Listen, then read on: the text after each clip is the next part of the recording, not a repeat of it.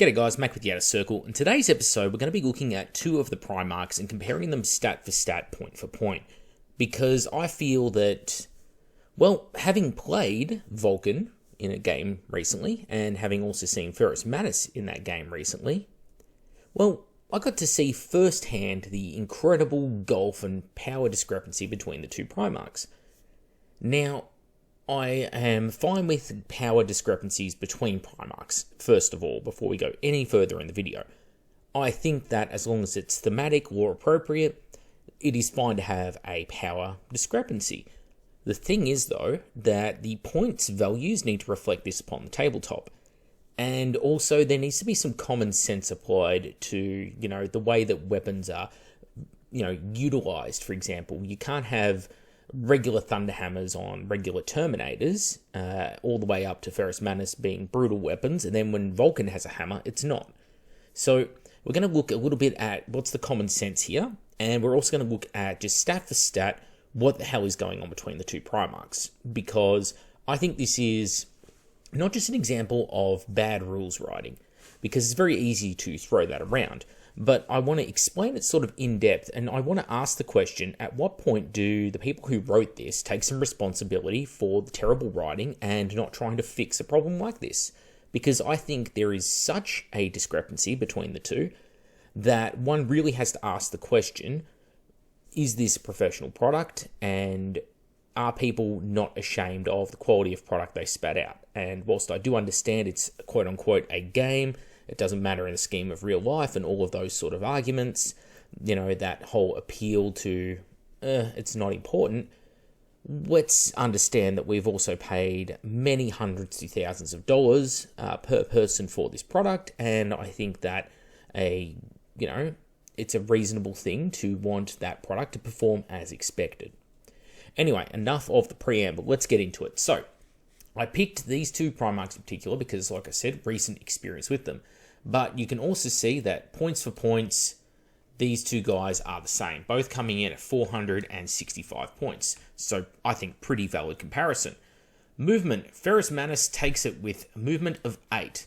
But stats-wise, weapon skill, both 7, ballistic skill, both 6, strength and toughness, both 7, 6 wounds each. Vulkan drops down initiative to just 5 versus Ferrus's 6. They're both 6 attacks, leadership 10 with a 2+ save. Now their armor will grant them both a 3+ invulnerable save. But here's the first of our quirks. So Vulkan is going to get a rerolling armor save versus flame or volkite weapons. Not melter weapons, which are the most likely to wound him. Not plasma weapons, which are the second most likely to wound him.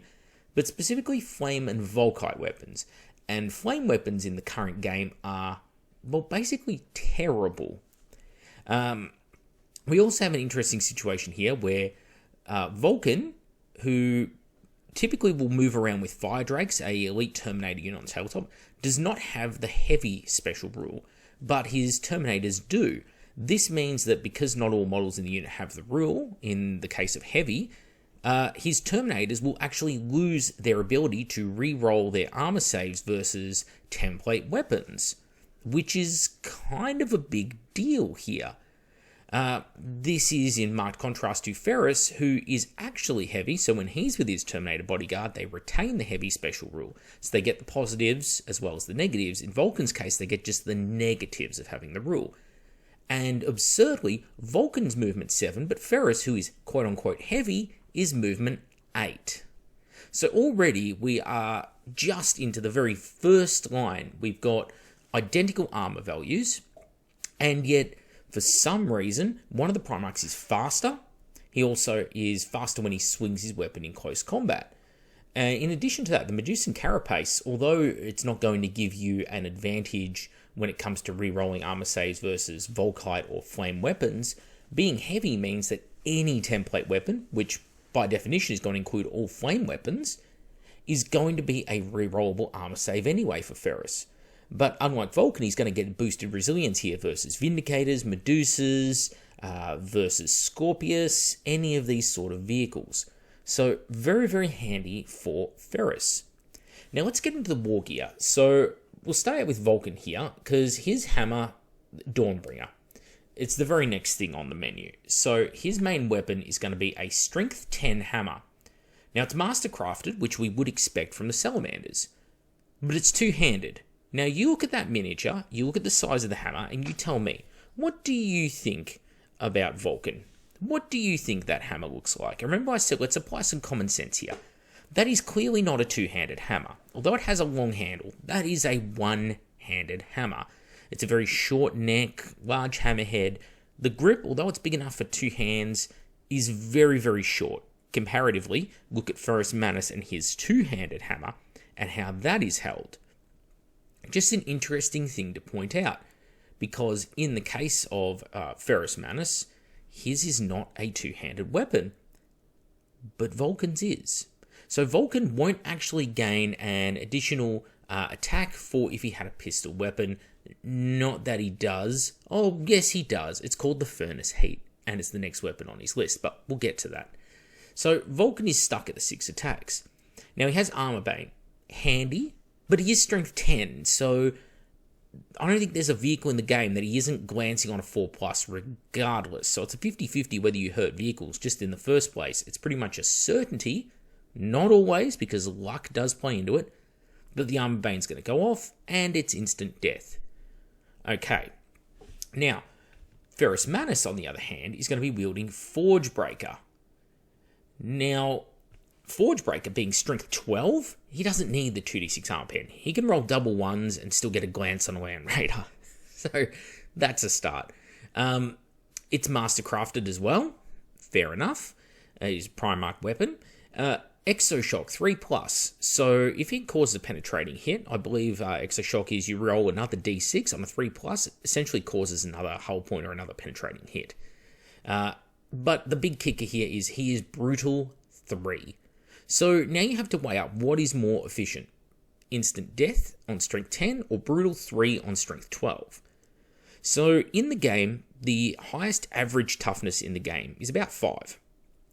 Toughness 6 is above average. Toughness 7 is highly above average.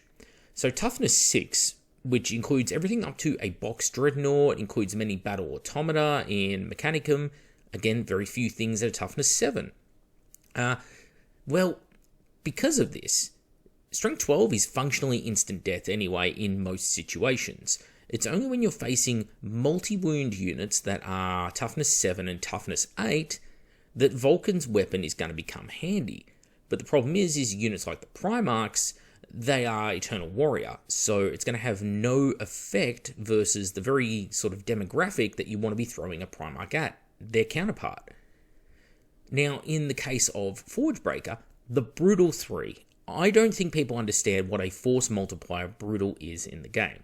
But to give you an idea, Perturabo basically comes in the same as these two Primarchs stat-wise. He has Desecrated Forge Breaker, which is a worse weapon in every single way compared to Ferrus's version of this weapon. But in the case of Perturabo wielding that weapon, he has only Brutal 2.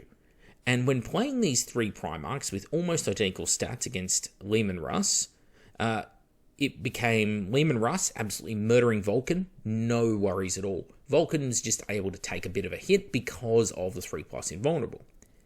Then it goes to Perturabo, who is striking after Russ, has all the same problems hitting him and wounding him that Vulkan and Ferrus do. And when he creates a wound, though, the Brutal 2, it actually took it down to a semi-even fight. It was really a 50-50 toss-up between which one won, just with average rolling. And we did actually roll this out, and we played it because we were all interested, friends that were over at my house. I have all the Primarchs, so we thought, let's do a Battle Royale. And then we used Ferrus. And Ferrus was able to kill, with decent rolling, basically, was able to absolutely kill Leman Russ in the first round of combat. Most Primarchs take about 3 rounds to kill one another in average situations. And keep in mind, Ferrus is a low weapon skill, so he needed 5s to hit. 5s and 6s. Brutal is just that dominant a rule, because you turn essentially 1 wound into 3. It's not make 3 armor saves, and if you fail any of those, you take the wound. It's take 3 armor saves and up to 3 wounds. it is just such a force multiplier. So again, if you're Vulkan and you're swinging at, say, a box Dreadnought, toughness 6 unit, you're going for those instant deaths. Okay, each wound I do, I'm going to do D3 wounds to the Dreadnought. Ferrus is going to go, I'm going to do 3 wounds, each of which is D3 to that Dreadnought. Which of these do you think is far scarier for the unit being hit? It's a deletion, no matter which way you look at it, but it's a lot easier for Ferrus, because you can have a bad roll and go, oh geez, only 1 hit and 1 wound. But that can still turn into 9 wounds. If you get 1 hit and 1 wound with Vulkan, at best it's going to turn into D3 wounds, so 3 wounds, if you have an absolutely awesome roll. So it's kind of a big deal here. It is just such a dominant thing having Forge Breaker. Now, pistol-wise, Vulkan is rocking around with this weird Strength 7 AP2 Pistol 1 Lance with this Shock Pulse Burst thing going on. So he can shut down a vehicle with a lucky roll if he gets a penetrating hit. Again, this thing is not 2d6 armor pen. So having the Shock Pulse, I mean, it can't hurt a Land Raider in the first place.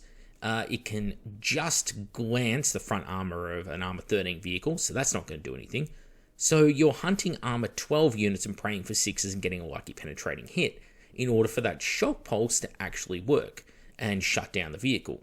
So it's functionally useless against Titans, functionally useless against all the armor you would want to use it on, great against Rhinos, so take that how you will.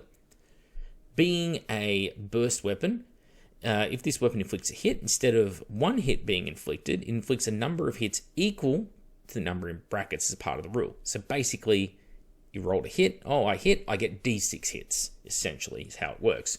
The Lance rule is going to knock armor down from 14 to 12. I should add that in there. So yes, technically you can hurt Land Raiders and Titans and stuff like that, but you are fishing for the 6. I did misspeak a few seconds earlier, and I should clarify on that.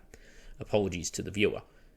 Now, that is a pistol weapon. If his hammer was one-handed, it would at least give you a 7th attack in close combat, which would be kind of neat, you know? And in addition to that, he also has a Dragon's Breath Heavy Flamer, but as we know, Flamers, no matter how strong they are this edition, just can't do anything. The only time Flamers work is when you fight Mechanicum, and you're chasing like the Thalax and Thralls because of the AP4 weapon, or when you play against Solar Auxiliary Militia, who, well, bolt guns can kill, and Strength 6 Heavy Flamers kill, with AP4 kill ridiculously effectively. But very, very niche scenarios, and you've got to get there to use it in the first place. And I mean, do you need a Primarch to kill a unit of Solar Auxilia with laser rifles? Probably not. Don't let me undersell it too much, though. Now, Ferrus,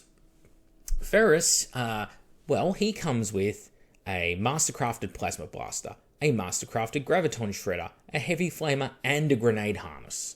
So he can fire a frag grenade, which also then counts as frag grenades for the purposes of assaulting through difficult terrain against an enemy. He also has the Heavy Flamer option. It's just Strength 5, not Strength 6 like Vulkan's.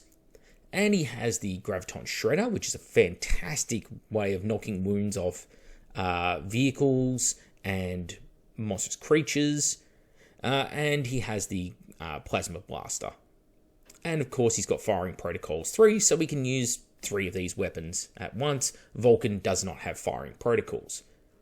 And in addition to that, Ferrus Manus has, in his Medusan Carapace, he gets Battlesmith. Yep, 2+, Ferrus gets to roll to see if he can repair a vehicle. 2+. Vulkan also being a smith. Now, you can argue, an interesting point that one of the guys pointed out, I think Randy was the one who pointed out, he said Vulkan's more of an artisan than a tech marine. Well, that's interesting. I do like that take. However, you have to say, is the fact that, you know, Vulkan is known for his amazing artisanship and crafting and artistry of making things and how good he is at it, not a battlesmith? You're saying he doesn't even have the rule of a basic tech marine, essentially. And yet Ferrus can do it on a 2+. So we haven't even got into all of the special rules of these guys. You haven't gone to Warlord traits or Legion traits.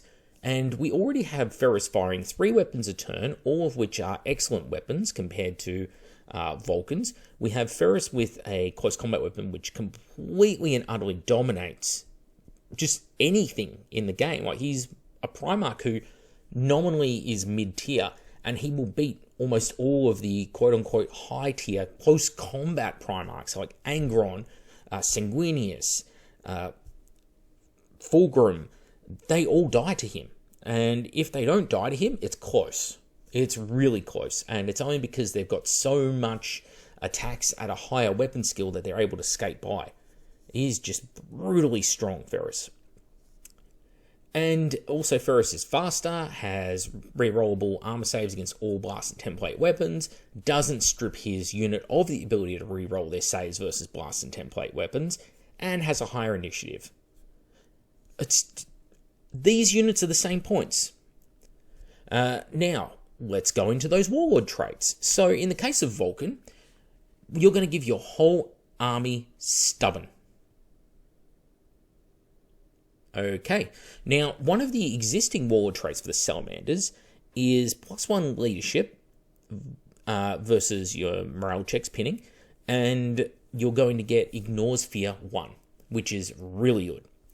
Now, being stubborn is better in many ways than that, but essentially the average Praetor can give you almost the same benefits in Salamanders as taking the Primarch does.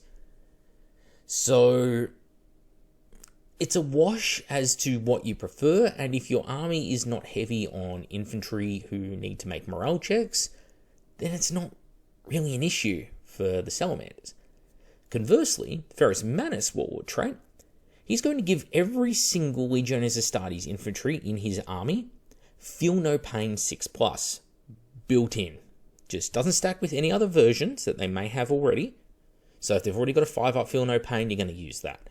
But hey, it's 6-up Feel No Pain, just army-wide for the guy being there. That is already better, because it means 1 in 6 wounds that you take that are not instant death of some kind, you're going to basically save. That's an additional, boosted, something like 16%, 16.5% boosted survival rate for your entire army in the average game. That's huge.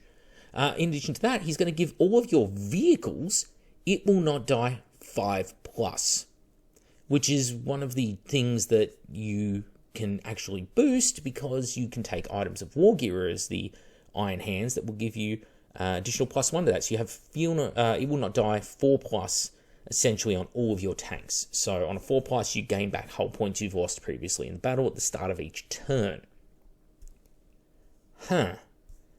Which do we think is better? 16% increased durability on all infantry, and all of your vehicles having a 50% chance to gain back a hull point every single turn, or Stubborn? Now, I'm not saying Stubborn is useless. Morale is an important thing in the game, but especially if you build into it. If you took identical armies of infantry and tanks between these two, which one would be more resilient? Vulkan's giving no buffs to his tanks. Granted, I will add that you're already going to have a It Will Not Die built in on vehicles in both legions, because it's part of their Legiones Astartes traits. It Will Not Die 6+ is going to be on their vehicles. But is that, which one's better here? Come on, let's think about this. Now, the last little thing that we're going to talk about is the actual Legion trait. So in Vulkan's case, when he is wounded by a flame, melter, plasma, or volkite, so hot weapons, not las weapons, because las isn't hot. Lasers are not hot. Only melter, flamer, volkite, and plasma are hot. Las cannons, not hot. Cool. Very cool to the touch, actually. Pleasant. Mild. When someone rolls to wound you, they have a -1 to their to wound roll. So they typically wound you on 3s with a lot of these weapons. Nobody's going to try and shoot at a Salamander's army with flamers.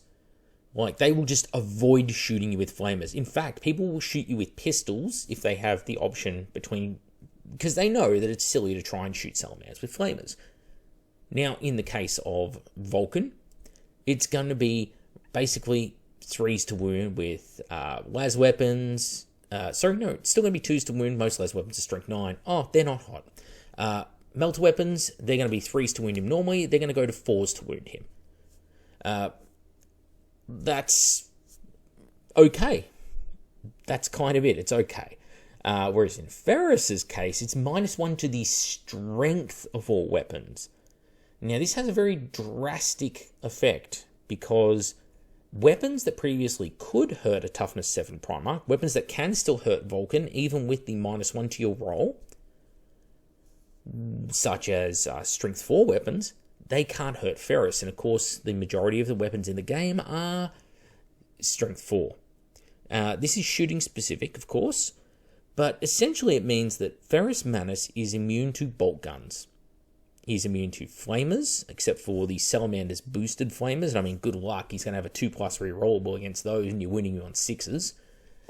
But yeah, Ferrus is just so insanely tanky.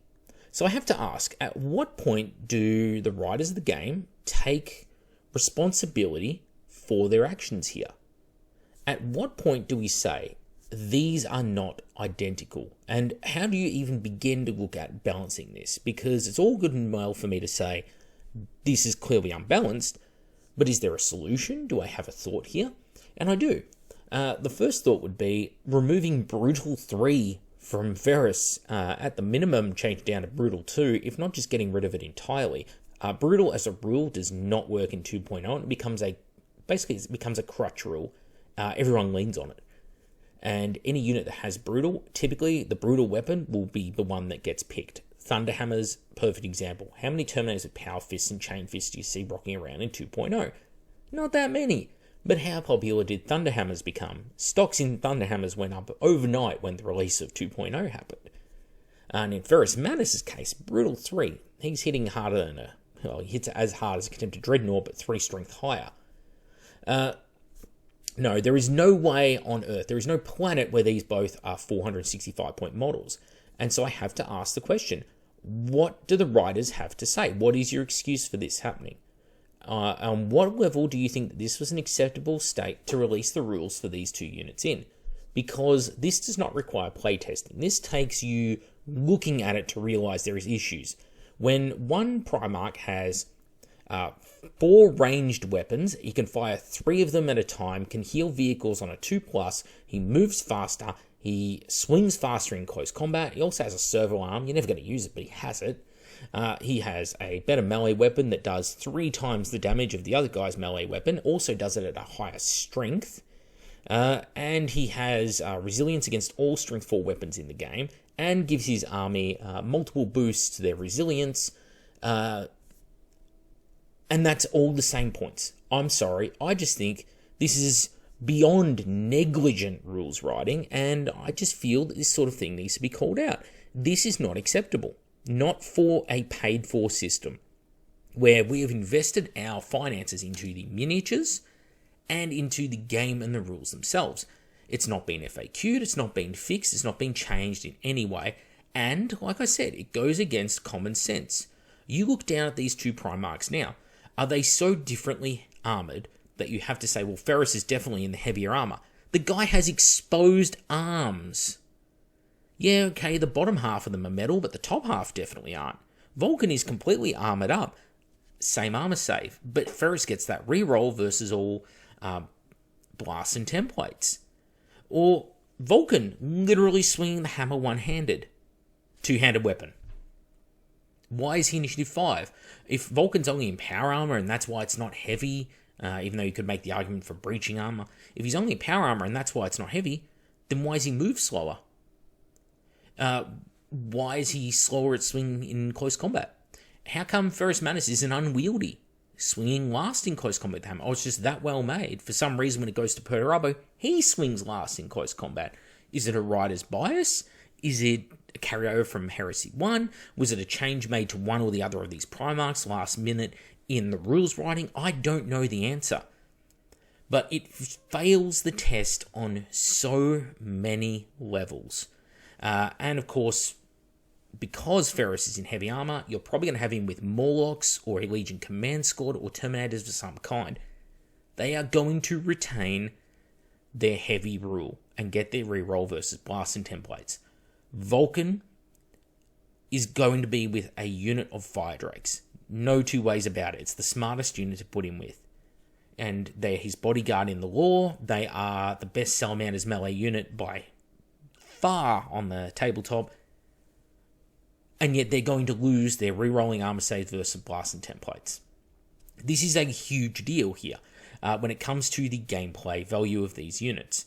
And I'm not saying that you can't have fun with it. I'm not saying that Ferrus can't have these stats or that Vulkan can't have these stats in War Gear. But what I am saying is they are not equal. They are not 465 points.